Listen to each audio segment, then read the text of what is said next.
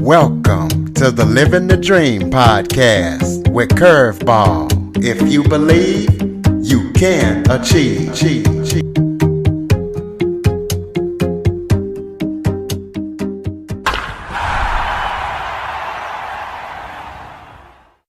Welcome to the Living the Dream with Curveball podcast, a show where I interview guests that teach, motivate, and inspire.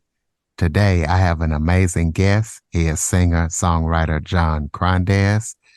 John hooked up with the ELVIS original musicians and singers, and his story is amazing, how he met them. He's going to be talking about that and everything else that he's up to. Also, his dad did music, and we're going to be talking about his last name.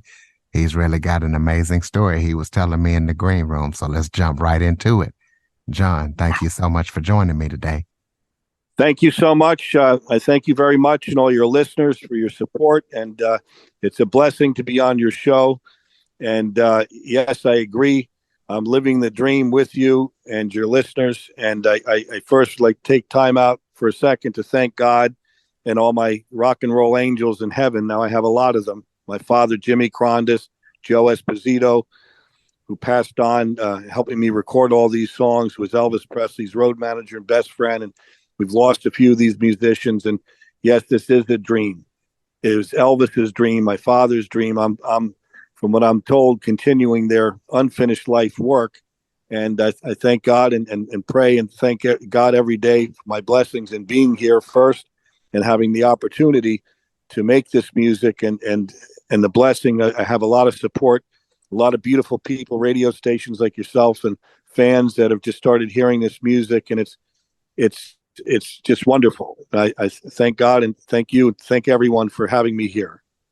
Well, thank you. Well, why don't you start off just letting the listeners know a little bit about yourself and about your last name and anything else you might want them to know? Sure. Well, we'll start with my name. It's Krondes, John Krondes. Actually, it's a Greek name. You'll never remember this, but my grandfather immigrated from Greece and came here, I think, around 1928. His last name, which my proper last name, is Krondiros. It's probably not a good name for a recording artist, but Ellis Island fixed that for us when my grandfather came from Greece. They couldn't pronounce these names. And he said, okay, your name is Krondes. My grandfather had the same name, John Krondes. So that's the name, John Krondes. Everything on social media, that might be one of your questions. If somebody's looking to check me out and hear more about this, everything's easy. If you can just remember my name, it's all at John Krondes. Instagram, we've got a 1 million+ followers there. Some beautiful people all over the world have been writing to me and listening to my music and the news. It's at John Krondes on Instagram, Facebook, and Twitter, and also on LinkedIn. I have an incredible amount of new people, a lot of radio DJs and professionals, programmers, fans from all over the world on LinkedIn. It's John Krondes, but I think it says FSA, John Krondes Records. But just remember John Krondes, and you'll find me. I have a website too, johnkrondes.com. Yeah, you've definitely answered a lot of questions about the contact info. There you go, listeners, johnkrondes.com. Well, tell us how you got into singing and songwriting. Well, I was singing since I was a little kid. My father, who preceded me, Jimmy Krondes, wrote a lot of very important songs, an award-winning songwriter and a record producer. And as I'll quote my mother, as Florence Krondes said, I was born into the recording studio, came out of the womb into a recording studio.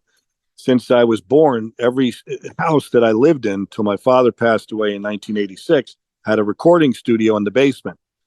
And my father was proud to keep up with technology, went from 4-track to 8-track to 24-track at the time he died in 86. And my father, wrote all kinds of things. Aside from hit records, he also wrote songs for the Harvey comic books and the characters, and had a big contract. And I actually was approved and cast to sing a few of those songs, which sold millions of records. The Harvey Comics records, I sang the song Baby Huey, which did very well, sold a few million copies. And that's actually on YouTube. I've people told me, and I saw that. You could hear me singing that at 7 years old. So I was being molded to do this since the day I was born. I actually wrote a very beautiful song with my father called The Way I Feel Tonight that I have all the Elvis musicians on, and the Jordanaires and the Sweet Inspirations. None of this has been released yet. All my songs with the blessing of God and rock and roll heaven have just started coming out this past year, along with the Elvis movie. And now with the Priscilla movie coming out, there's a very big worldwide campaign that's about to hit with the timing of that movie, with my song again, The End, with the Jordanaires, which was written by my father. So I've been, working on this. My father was training me, taught me how to write music, which I asked him, how do you write music? His answer was, it comes from God. And I was able to write one gorgeous song, this song, The Way I Feel Tonight, with my dad. And he died soon after, when I was very young, 1986. Well, So that's the fast answer. Absolutely. Well, tell the listeners about how you got hooked up with the Elvis original musicians and singers. Well, the honest answer that I get this, the same question every time a radio station interviews me. God's honest answer is I have no idea. And none of this was planned. I'm not an Elvis impersonator or tribute artist or anything like that. That was never the intention for me to, start calling Elvis Presley's musicians and see, can I make some music with them? It was actually the reverse. Not an accident, as Ray Walker from the Jordanaires has told radio stations and interviews that this was not an accident. And his quote was that nothing in life is an accident. This is the way it was meant to be. And they have no idea either how I even met them. And that's how this started. I wrote a new arrangement on my father's song, The End, which was a very big hit by Earl Grant in 1958, Nancy Sinatra, the Bee Gees, all kinds of people have done that song. Mine's the latest recording. And Elvis Presley actually sang that song written by my father, The End, also known as At the End of a Rainbow, to his future wife, Priscilla Bellew, the very night they met in Germany. And I showed my new arrangement. It was just a piano track, my voice. I recorded the piano at the Hit Factory in New York, and it ended up going to a big arranger, George Andrews, in the business, and Sony Music, because I went over there because we were going to put strings on the song, and they loved it. And the manager there hooked me up with an old-time producer, an old-school producer, Dixon Van Winkle. And going back to the arranger, when he heard my voice and piano, he said, "Do you want to know what I think?" And I said, "Sure." And he started laughing, hysterically laughing. And I thought he was going to tell me, this is no good. You should, drive a truck or something else. And then he started laughing again. And he says, "I love it." And started continuing to laugh like he was going to fall off his chair. Then he pointed at me and said, "You sound like Elvis." And that's not at all the response I was looking to hear. I mean, that's a great compliment, but I was least expecting that. Then he points at me again and laughing hysterically, saying, "Who's going to sing with you?" And I said, "George, I really don't understand what you're saying or what you mean by that." And he laughed again, and he pointed at me and says, "You sound like Elvis, and you need to get a godly vocal group like the Jordanaires, like he had, to sing on the record. That's what I hear." And he started laughing again, said, "I wonder if they're still alive." And long story short, because I don't want to bore anybody, about 2 weeks later, I get a few calls from Sony Music, from the producer, and my song was sent out, my mix of my voice and the piano of that new arrangement of The End. And it got to the Jordanaires. Sure, they're still alive, and they're doing a Patsy Cline tribute in Las Vegas. So I get a call back, and the producer at Sony says that the Jordanaires loved your music, and quote, they said, "Send John to Las Vegas and we'll get a studio, and quote, we'll see how it goes." So Dixon Van Winkle, the producer, said, "Let's get a few more songs together. It's silly to have one song to go to Las Vegas to record one song with the Jordanaires. This is a big opportunity." So we started 3 more tracks, one of them being the very famous song that Elvis sang with the Jordanaires, "Can't Help Falling in Love." I believe it was 1960 or 61. And it was just magic, absolute magic. There's a room full of people and producers. The Sony producer came to Las Vegas with me to record the Jordanaires. The minute they started singing on the end, the first song, people were gasping, saying, "Oh my God, it's that sound. It's the Memphis sound." And people from that moment just loved the sound of my voice and the Jordanaires. It just worked. It clicked. It was the harmonies. It just was meant to be. And from that song, the end, Sony put that out. We started getting radio play from the beginning, and fans were calling stations from the very beginning saying, "Is this Elvis?" And they couldn't understand what they're hearing. And, long story short, this project just kept exploding. And I started getting calls from people that played with Elvis. And I ended up talking to Ronnie Tutt, the drummer from the TCB band that toured with Elvis from 1969, did all the Las Vegas Hilton shows to the very last concert. And he asked me, do you want to try a session with us? They heard the end. And so I did a recording session a few years later in Nashville with the TCB band. And the God's honest truth, before I even got home, I'm living in Connecticut. My mother picks me up at Newark Airport 2 days later. I cut 5 or 6 tracks with the TCB band in my first session, and I get a call on my cell phone leaving the airport from Joe Esposito, Elvis Presley's best friend in life, his road manager for 20 years, was with him to the end, said, "I heard about your session with the TCB band. When can I hear those songs?"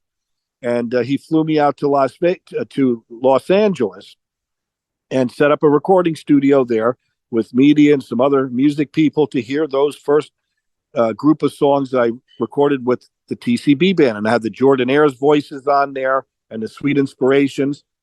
And he stood up and grabbed my arm and he cried, brought tears to his eyes. And he says, I can't believe what I'm hearing.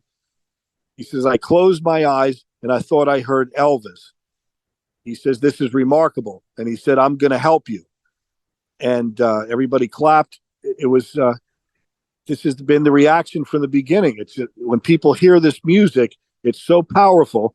Removing myself from the entire thing, I'm part of this, but it's eerie. It's eerily beautiful. When you put all these people together, it doesn't sound like Van Halen. It doesn't sound like the Eagles. It's Elvis music.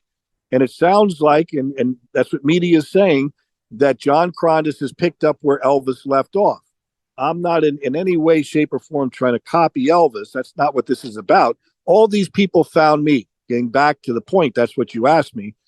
Even the musicians have no idea how we met each other. Everybody was an introduction. During the first session with the TCB band, actually right before the session, Ronnie Tutt, the drummer, in putting together the group, said, I'd like to bring another guitar player. His name is Reggie Young, to play with James Burton. He said he played with Elvis too. And at the time, I really didn't even know who he was. And everything was magical. That was such a powerful session. And Reggie Young comes up to me, all the musicians during that session, saying, this is great music. We love the music.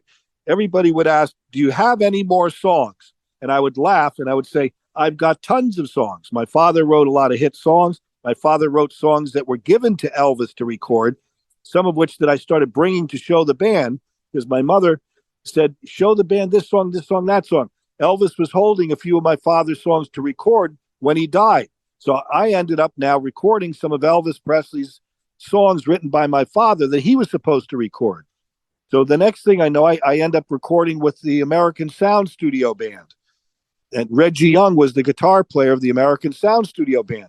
Who that is, that was Elvis Presley's recording band that in 1969 recorded Suspicious Minds with Elvis and Don't Cry Daddy, Kentucky Rain and others. They were the hottest studio band in the United States, in the country, from 1967 to 1972. And on my current single, A Dream for Peace, which is a medley of If I Can Dream, the song Elvis sang in the 68 comeback special, and Classical Dream, that's the American Sound Studio Band on that recording that recorded Suspicious Minds with Elvis, his last #1 hit. That's the band on this single, A Dream for Peace. And we have all of Elvis's backup singers, the Jordanaires, the Stamps, the Imperials, the Sweet Inspirations, Millie Kirkham, they all sang on that song, and Elvis Presley's horn section. And this is how it went. And it's still happening. I'm still being introduced to people, even in the last year, a guitar player, Billy Sanford, that played with Elvis. Everything was through an introduction. And the more this keeps growing and building, that's how this has happened. I kept getting calls that, do you have any more songs? And I'm writing songs. I'm still recording songs of my father's. This just keeps going, and it's become now an international sensation. What we're doing is reaching people and striking a chord where people are hearing music they thought was forever lost. We're continuing the mission to save the Memphis sound. Absolutely amazing. So tell us about some of your biggest musical influences. Was Elvis one of them? Well, absolutely, and I'll tell you why. My father, aside from being a songwriter, my father, Jimmy Krondes, was a record producer and also worked in the capacity of the record executive. My father worked at RCA Records and ABC Records in the 1970s. And when I was a little boy, very little boy, I remember the moment my father bringing me home the single Suspicious Minds. My father was working at RCA Records at that time, and I was probably 3-4 years old. And I remember playing that song over and over again. And it's ironic. And here I am now, my songs are just being released. And on my song is that same band that played Suspicious Minds that's playing on this record. And that's what's tripping people out, pardon my French. People around the world are calling radio stations. The programmers are baffled. And everybody's asking, how is this possible? And I have no idea. Nobody has an explanation. It was a gift from God. I mean, all these people appeared in my life and are still appearing in my life. And now I have even more of the world's greatest players that are appearing in my life. A few of these Elvis musicians have passed on, unfortunately, like Joe Esposito, who managed my project until he died in 2016. And many of them have passed on beginning in 2015, 16, 17. Ronnie Tutt, the drummer, died in 2021. And DJ Fontana, Elvis Presley's very first drummer, played on 6 of my new songs. We haven't even released them yet. We were very close. We were trying to get him to come back in the studio again. He wanted to record more songs, and he died in his sleep in 2018. So all these things crushed me. And people would say, what are you going to do with all these songs? Stop recording. Why are you spending all this money? And now it's coming to life. And it's a good thing that I didn't listen to any of these people, because it costs a lot of money, but it's not about the money. This is a mission. Somehow or another, I was chosen to finish my father's unfinished work. And as Joe Esposito said, I'm finishing Elvis's unfinished work. He died at 42. And I thank God every day I'm here and have the ability and now the support to keep making this music, the Memphis sound. Absolutely. I'm glad you didn't listen either. So what upcoming projects do you have coming up next that listeners need to know about? Well, one of the things is the arranger, George Andrews, I mentioned to you in the beginning, who's been with me since the first song. He's 86 years old, and we talk every morning, and we check with each other and kind of joke. And I ask him, are you still alive? And he says, thank God I'm still here. I'm breathing. I'm here today. And he's working on my songs. And we're like mad scientists. Aside from being a songwriter, I write most of these arrangements for the strings and horns with George in his studio. I've been doing that from the beginning. He'll hear something, I hear something. So we have 13 songs right now on deck that need to be finished fast. Can't Help Falling in Love came from my first session with the Jordanaires, and we've added a lot of Elvis Presley's musicians up to just a year ago. Billy Sanford, the guitar player, played with Elvis, and Roy Orbison is on that song. So he's screaming at me, telling me we better finish these songs, the most important songs like My Way, Can't Help Falling in Love, How Great Thou Art, Always on My Mind. Certain staple songs that Joe Esposito made us record, saying that the fans will want to hear some of Elvis's favorite songs made new again as this goes forward. So it's essential that I finish putting the strings and horns on those 13 songs. That's not the end, it's the beginning. I've got nearly 100 songs. So I'm just rushing every day. I spend every waking moment working with the promoters, the radio distributors, with the arranger, trying to get in the studio in the next couple months as fast as I can to first record the strings, the string section on those 13 songs, then the horns, then start releasing some of these songs that already have the background singers. It's really a blessing. And I'm writing new songs. I have, as an example, two of Billy Joel's musicians that have joined my project. They heard about me all through introductions, heard my music, and I have Billy Joel's drummer of 30 years, Liberty DeVito, who just played on 8 of my new songs that we just started in the past year. And Richie Kanata, who played saxophone for Billy Joel, played some wonderful solos. I have the bass player, Kasim Sultan, who was Meatloaf's bass player. He played with Joan Jett and the Blackhearts, Celine Dion, and Blue Oyster Cult, all kinds of people. We've got one after the next, all these very famous people that are coming on board, and they're all calling, still calling, wanting to be part of this. It's a blessing. And all these new people that are very famous musicians want to make music with the guys that are left and the women that played with Elvis. They find this to be an act of God, and they all want to be part of this, to continue the music for Elvis. Absolutely. Well, again, listeners, the social media, John Krondes, the website, johnkrondes.com. John, close us out with some final thoughts. Maybe if there was something I forgot to touch on that you would like to talk about, or just any final thoughts you have for the listeners. Well, the one final thought, and this is what Joe Esposito wanted from the beginning, and I cried. I mean, this was all very sad to me. A lot of people died that were behind this and made this happen. The publisher, Bo Golson, who published my father's song, The End, which is now Universal Music. I thank them, Universal Music, and Joe Esposito and Bo Golson, all these wonderful musicians that were part of this. I ask everybody take a moment and remember them and thank them for this great music. That we have generations of music. They're telling me, they all laugh, some of the industry people, saying that you realize that I have enough songs to release for the next 25 years without making another new song. But one of the things in closing that Joe wanted me to do, and my mother and other important people, was to record in every group of sessions. I'm trying to do a gospel song, and Elvis loved that. Elvis was very spiritual. I'm very good friends with Ginger Alden, who was Elvis Presley's fiance. She found him dead in the bathroom August 16th, 1977. And we talk about this all the time. And Elvis always thought of God and remembered God first in his life. And I do the same. Every day I thank God that I'm here. I pray to God to give me the strength, the wisdom, the energy, and to open the doors to meet people like you and your listeners, and to all the other wonderful people that just keep appearing. God's steering the wheel, and Joe Esposito and my father. And it's important that I do God's work. And I'm going to, every step of the way, try to include another gospel song. One of the things that we're planning on doing soon in one of the next sessions is Amazing Grace. I've got the Sweet Inspirations who sang with Elvis and all these wonderful people.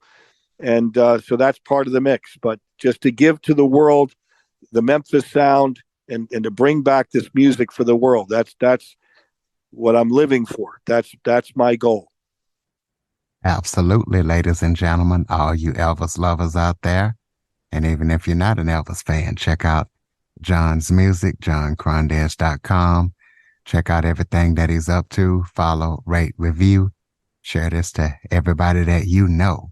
If you have any guests or suggestion topics, cjackson102@cox.net is the place to send them. As always, thank you for listening. And John, thank you so much for joining me today. Thank you so much. I appreciate it. And for everyone up there in rock and roll heaven, they thank you and your listeners. God bless you all, and keep on listening. For more information on the Living the Dream podcast, visit www.djcurveball.com. Until next time, stay focused on living the dream.